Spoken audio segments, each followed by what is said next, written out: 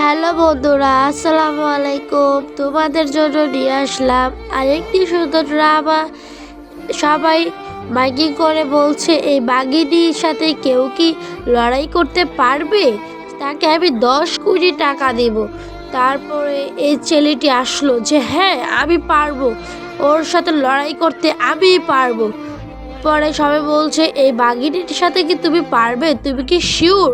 তুমি শিওর হয়ে জানাও, 10 মিনিটের ভিতরে তুমি শিওর হয়ে জানাও এই বাঘিনীর সাথে পারবে। বাঘিনী সবার কে হার মানিয়ে বাঘিনী এখানে পর্যন্ত এসেছে। এই বাঘিনীর সাথে সব প্রথমে হচ্ছে সবাই লড়ালড়ি মারামারি করলো, সে সবসময় উইন হয়েছে, কারণ তার সাথে কেউ পারে না, সে এমন বাঘিনী। তুমি যে কথাটি বলেছো তুমি কি পারবে, তার সাথে আজ পর্যন্ত কেউ পেরে ওঠেনি, তুমি কিভাবে পারবে? পুরো এলাকা, পুরো জায়গা, পুরো দেশ বিদেশ মাইকিং করে বেড়াচ্ছি যে আমাদের একজন বাঘিনী আছে, বাঘিনী আছে, ওর সাথে কি তুমি লড়াই করতে পারবা? তোমরা যারা পারবে তাদের জন্য 10 কোটি টাকা পুরস্কার, 10 কোটি টাকা। তোমরা যারা লড়াই করতে চাও তার জলদি চলে আসো। এলাকার লোকরা, বুড়া বুড়ি, দাদা দাদি, নানা নানি, ওরা শুনে সবাই অবাক যে 10 কোটি টাকা, 10 কোটি টাকা, আমরা তো পারবো না, কে আছে এই 10 কোটি টাকা জিতে নেওয়ার জন্য? দেশ বিদেশ থেকে অনেক লোক আসলো, কিন্তু এই বাঘিনীর সাথে কেউ পারলো না। এই বাঘিনীর এমন হাতের খেল, বাঘিনী একাই সব কটাকে 10-15টা ছেলেকে মেরে ফেলে।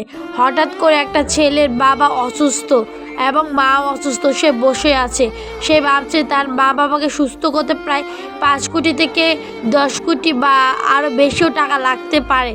সে কি করবে? তার তো মা বাবাকে বাঁচাতে হবে, তার তো মা বাবার জন্য অনেক টান। সে এখন কি করবে? সে কী করবে? ডাক্তারের কাছে অনেক রিকোয়েস্ট করলো, জোরাজুরি করলো যে আমার মা বাবাকে বাঁচানোর আর কোনো কৌশল নেই। তারপরে ডাক্তারে বলল যে হ্যাঁ, একটা কৌশল আছে, একটা উপায় আছে, তুমি যদি বাঘিনীর সাথে লড়াই করতে পারো তাহলে পারবে। তারপরে সে এটা শোনার আগে হচ্ছে সে মানুষের বাড়িতে থালা বাসন মেজে কাজকর্ম করে অনেক কিছু করার পর সে কিছু টাকা পেত।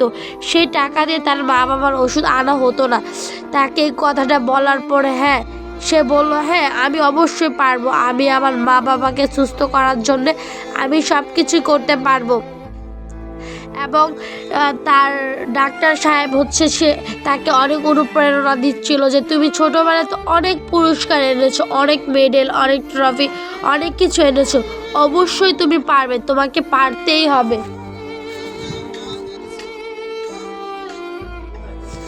তুমি অবশ্যই পারবে, তুমি না পারলে তাহলে তোমার মা বাবা অকালে মারা যাবে। তুমি যদি একবার চেষ্টা করে দেখো তাহলে তুমি অবশ্যই পারবে।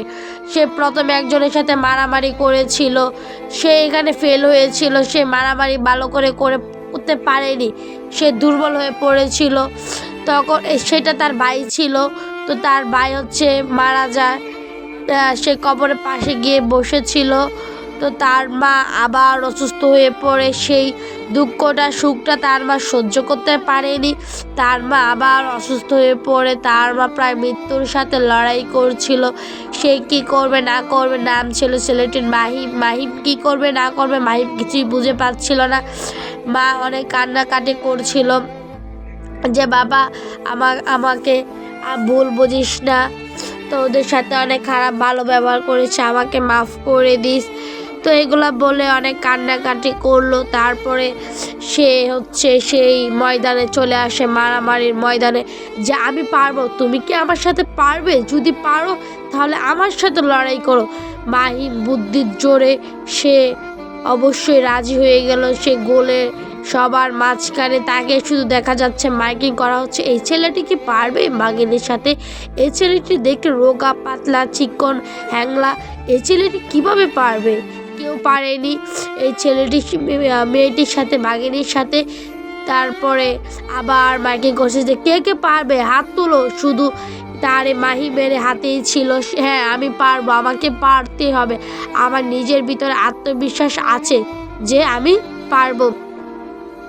বারবার তখন গোলকিপের লোকে জিজ্ঞাসা করছে তুমি কি শিওর পারবে, আর বাঘিনী দাঁড়িয়ে দাঁড়িয়ে মজা নিচ্ছে যে এই ছেলেটি আমার সাথে কিভাবে পারবে, শত দেশ বিদেশ ছেলে মেয়েরা আমার সাথে পারেনি, এই বাঘিনীটি আমার সাথে পারবে। তো তখন ছেলেটি হচ্ছে ড্রেস চেঞ্জ করে বাঘিনীর সাথে লড়াই করতে চলে আসে এবং বাঘিনীও প্রস্তুত হয়ে যায়। বাঘিনী হচ্ছে হাতে পায়ে তেল মালিশ করে কি বলে গোলকিপার মাঝখানে চলে আসছে। তারপরে হচ্ছে মাহিম গোলকিপার মাঝখানে যাওয়ার জন্য মাটিটিকে প্রথমে সালাম করে নিচ্ছে, সেটা বাঘিনী দেখছে, দেখে শুধু তাকিয়ে আছে আর হাসছে যে দেশ বিদেশের ছেলেরা আমাকে হারাতে পারেনি, এই রুগা পাতলা ছেলেটি আমাকে হারাবে, এটা তো সম্ভবই না। এবং সবাই এই নিয়ে অনেক কৌতূহলে পড়ে গিয়েছে যে এই ছেলেটি কিভাবে পারবে এই মেয়েটির সাথে। তখনই সে হচ্ছে মারামারি শুরু করে দেয়। আর মাহিমের মনের ইচ্ছা ছিল যে এই টাকা দিয়ে তার মা বাবার চিকিৎসা করবে এবং মা বাবাকে বাঁচাবে। তখন মাহিম হচ্ছে পরাজিত হয়ে যাচ্ছিল, অজ্ঞান হয়ে পড়েছে। তখন বাঘিনী অনেক মজা নিচ্ছে যে এই ছেলেটি আমার সাথে পারবে, অনেক হাস্য করে, তো এখনই শুয়ে পড়েছে, ও তো আমার সাথে ভুলেও উঠতে পারবে না, এটা তো একদম হাস্যকর। তখনই তার পিছে বাসছে তার ভাইয়ের কথা, তার ভাইও এই কারণে মারা গিয়েছিল এবং তার বাপ মা অনেক অসুস্থ, সে কি করবে সে কিছু বুঝে পারছে না। সে আবার উঠে দাঁড়ালো যে আমাকে পারতেই হবে, আমি যদি সেটা না পারি তাহলে আমার মা বাবাকে আমি বাঁচাতে পারবো না, তারা মারা যাবে। তখনই সে আবার উঠে মারামারি করছে। তখনই সে তার ম্যাজিক দেখাচ্ছে, সে বাঘিনীর পায়ে ধরে টান দিয়েছে, যে তাকে লাথি দিতে আসছে সে বাঘিনী পায়ে ধরে ফেলেছে এবং বাঘিনী হচ্ছে তার যতটুকু ছিল সে হারিয়ে ফেলেছে। বাবরে চিনতে পড়ে গেল, কি রে এটা তো সাধারণ ছেলে না, এ কীভাবে জানতে পারলো, এভাবে হচ্ছে তাকে ধরলে সে হয়ে যাবে আর কি, হাল ছেড়ে দিবে।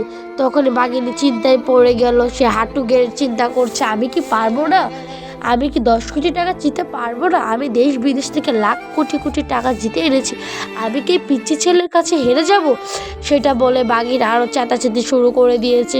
ছেলেটি আত্মবিশ্বাস আছে যে এই টাকা দিয়ে তার মা বাবা চিকিৎসা করবে। সে আবারও নেমে পড়ে মাঠে যে আমাকে পারতে হবে, আমার মায়ের চিকিৎসার জন্য আমাকে পারতে হবে, আমাকে না পারলে আমার মা অসুস্থ হয়ে যাবে এবং মারা যাবে, আমার বাবাও মারা যাবে। সে বুদ্ধির জোরে সে বাঘিনীর সাথে লড়াই করছে, সবাই হাততালি দিচ্ছে, হাসাহাসি করছে যে ছেলেটি কিভাবে পারবে। এ বাঘিনী তো অনেক শক্তিশালী, আর ছেলেটি তো রোগা পাতলা, তার মা বাবার টেনশনে সে আরও রোগা পাতলা হয়ে গেছে। এলাকার সবাই চিন্তায় পড়ে গেল যে মাহিম কিভাবে পারবে। কিন্তু মাহিমের চোখে মুখে সব ছিল তার বাবা এবং তার ভাইও এই কারণে মারা গিয়েছিল এরকম একজন বাঘিনীর হাত থেকে।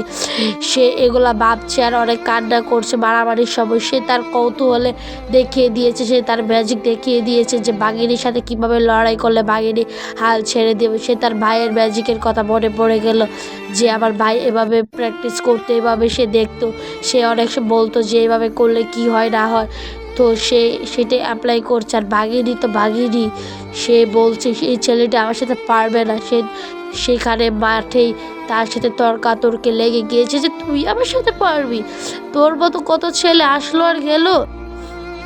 তখনই বলছে আরে আসো দেখা যাক কে পারে না পারে। তখনই হচ্ছে লোকটি বলছে তোমরা থামো, তোমরা তর্ক বিতর্ক করো না, তোমরা মাঠে যাও, তোমাদের খেলা মাঠে হবে, এখানে না, তর্কাতর্কিতে না। তখনই তারা আবার রেডি হয়ে গিয়েছে, একজন সামনে একজন পিছে, তারা বাড়াবাড়ি শুরু করে দিচ্ছে যে ছেলেটা ভাবছে আমাকে পারতে হবে। আর বাঘিনী তো ভাবছে যে আমি এই ছেলেটির তো মাথায় অনেক বুদ্ধি, এই ছেলেটির সাথে আমি কিভাবে পারবো।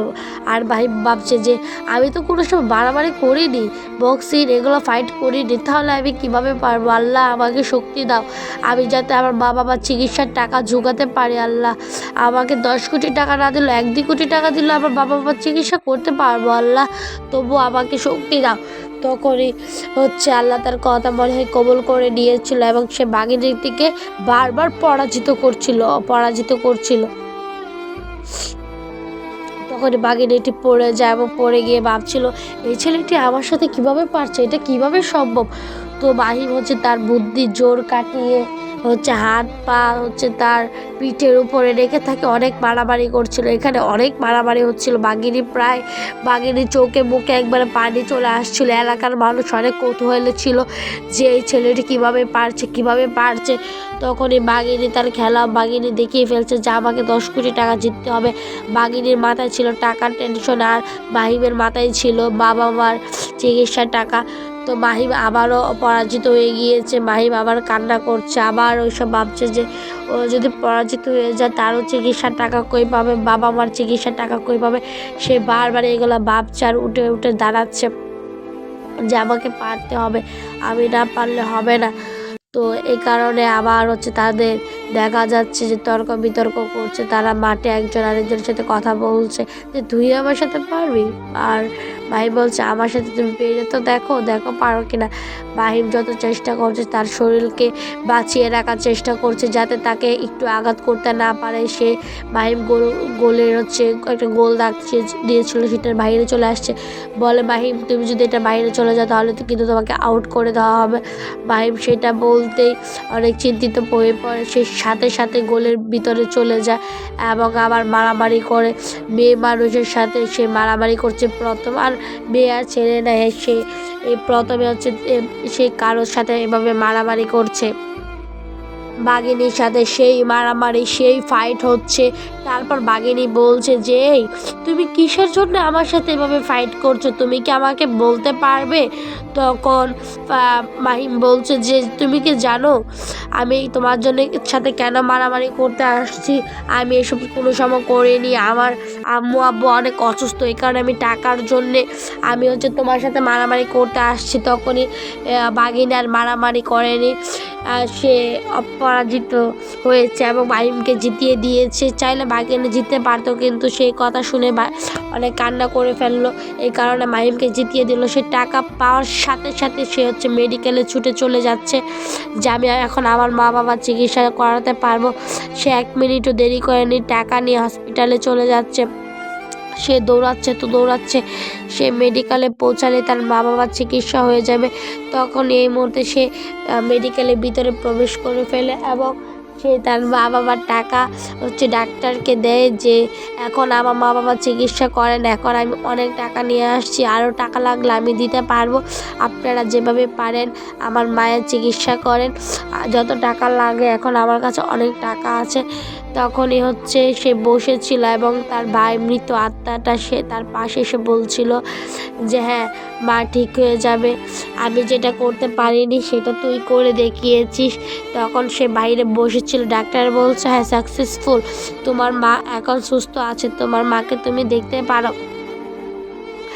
এবং বলছিল যে তোমার মার একটা বড় সমস্যা হয়েছে, সেটার জন্য আরও কিছু টাকা লাগবে এবং সেই টাকার জন্য জোগাড় করতে সে একটু ভয় পেয়ে যায় যে আবার এত টাকা কোথায় পাবে। সে একটু হিমশিম খেয়ে যাচ্ছিল এবং তার মাকে বলছিল যে মা এখন তুমি ডাক্তার বলেছে তুমি পুরোপুরি সুস্থ, এখন চলো আমরা বাড়িতে যাব এবং আমার কাছে অনেক টাকা আছে, আমরা এখন সুখে শান্তিতে বসবাস করব, বাবা আমরা সবাইকে নিয়ে সুখে শান্তিতে বসবাস করব।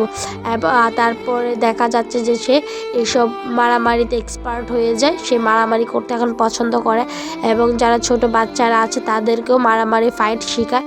তো এই জন্য কি বুঝতে পারলাম এখানে এই গল্পটা থেকে আমরা এটাই বুঝতে পারলাম যে মা বাবার জন্য ছেলেটি কত কিছুই না করতে পারলো। তোমরা সবাই সাবস্ক্রাইব করে পাশে থাকবে। আল্লাহ হাফেজ, সবাই আমার জন্য দোয়া